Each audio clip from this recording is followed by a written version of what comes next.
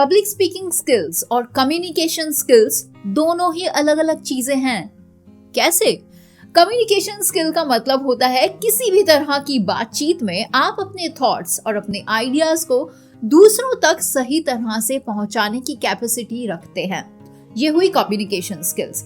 इसमें वर्बल और non verbal communications दोनों ही शामिल होते हैं। लेकिन वहीं पब्लिक स्पीकिंग स्किल्स कम होने का मतलब है कि एक बड़ी ऑडियंस के सामने बातचीत करना, जिसमें आपको अपने थॉट्स और अपने आइडियाज को सही ढंग से रिप्रेजेंट करना होता है।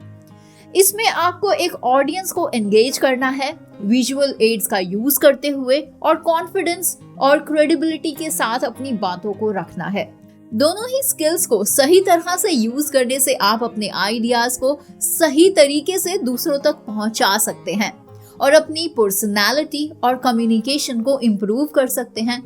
तो आइए ये पता करते हैं कि क्या आपके अंदर भी अगर पब्लिक स्पीकिंग स्किल्स और कम्युनिकेशन स्किल्स की कमी है तो आप उसका पता आखिर कैसे लगा सकते हैं। सबसे पहली चीज तो ये नोटिस करिए कि अगर आपको दूसरों के साथ बातचीत करने में हेजिटेशन होती है और आप ज्यादा नर्वस फील करने लगते हैं तो समझ जाइए कि आपके अंदर कम्युनिकेशन स्किल्स की कमी है। अगर आप अपने थॉट्स को एक्सप्रेस करने के लिए सही वर्ड्स नहीं खोज पाते हैं और दूसरों के विचारों को आप नहीं समझ पाते हैं या फिर आपको ऐसा करने में मुश्किल महसूस होती है, तो भी ये साइन है कि आपके अंदर कम्युनिकेशन स्किल्स की कमी है।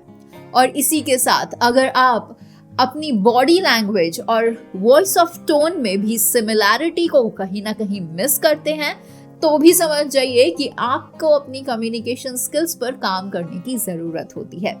इसके अलावा अगर आपको रिटन कम्युनिकेशन एस्टैब्लिश करने में किसी दूसरे इंसान की हेल्प लेनी पड़ती है, मतलब अगर आपको किसी के लिए एक मेल लिखना है जो कि आपके द्वारा होगा लेकिन आप उस मेल को लिखने के लिए भी किसी और की हेल्प ले रहे हैं, तो मतलब ये है कि आपको अपने ऊपर काम करने की बहुत ज्यादा जरूरत है। आपको अपनी वोकैबुलरी को सुधारना है, आपको अपने थॉट प्रोसेस को भी सुधारने की जरूरत है। लेकिन हाँ, इसी के साथ ये भी कुछ पॉसिबिलिटीज हो सकती हैं कि आपको रिटन कम्युनिकेशन में बिल्कुल भी मुश्किल नहीं होती है, कोई हिचकिचाहट नहीं होती है जब आप कुछ लिख रहे होते हैं, वो एकदम परफेक्ट होता है। लेकिन वही बात जब आप किसी को बोल रहे होते हैं तब आपको हिचकिचाहट होती है। और वहीं अगर आपके अंदर पब्लिक स्पीकिंग स्किल्स की कमी है तो अगर आप एक लार्जर ग्रुप ऑफ ऑडियंस के सामने खड़े हैं, नर्वस फील करते हैं, अनकंफर्टेबल महसूस करते हैं, तो समझ जाइए कि आपके अंदर पब्लिक स्पीकिंग स्किल्स की कमी है। आप अपनी कॉन्वर्जेशंस में क्लैरिटी को अगर मिस कर रहे हैं और अपनी ऑडियंस को एंगेज नहीं कर पा रहे हैं तो भी आपकी पब्लिक स्पीकिंग स्किल्स के अंदर कमी है, ये दिखाता है। वहीं अगर आप विजुअल एड्स का इस्तेमाल सही तरीके से नहीं कर पाते हैं और अपने पॉइंट्स को सही तरह से प्रेजेंट नहीं कर पाते हैं तो भी ये दिखाता है कि आपकी पब्लिक स्पीकिंग स्किल्स को इम्प्रूव करने की आपको जरूरत है।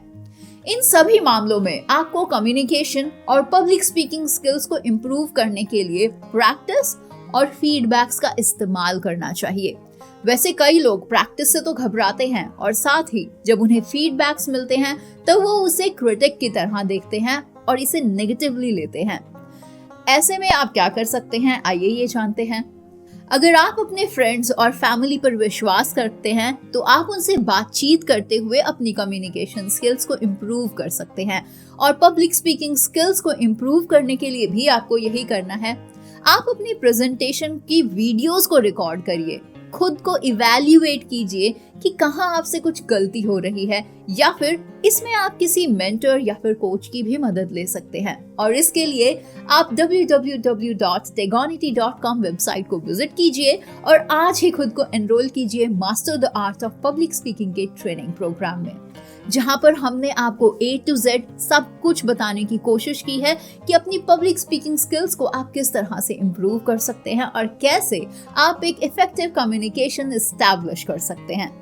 तो आज के इस 33 एपिसोड में बस इतना ही। पब्लिक स्पीकिंग सीरीज के नेक्स्ट 34th एपिसोड में हम बात करेंगे that how you can improve your communication skills. So stay tuned with us. This is Divya from techgonity.com. Do subscribe to the channel to get notified for the next upcoming video because subscription बिल्कुल free है। जल्द आपसे मुलाकात होगी एक नई video में। Till then, goodbye, take care, जय हिंद।